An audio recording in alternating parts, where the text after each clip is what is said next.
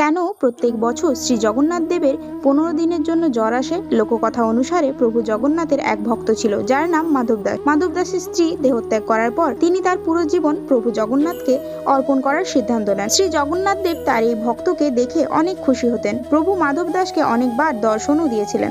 একদিন মাধব দাস অসুস্থ হয়ে পড়েন। মাধব দাসের জ্বর হয়।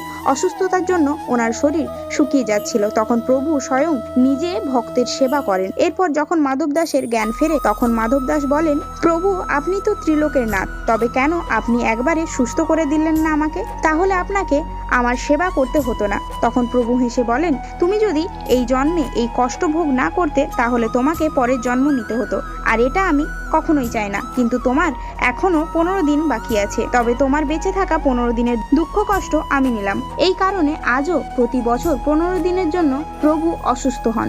ভিডিওটা ভালো লাগলে কমেন্টে জয় জগন্নাথ অবশ্যই লিখবেন। ধন্যবাদ।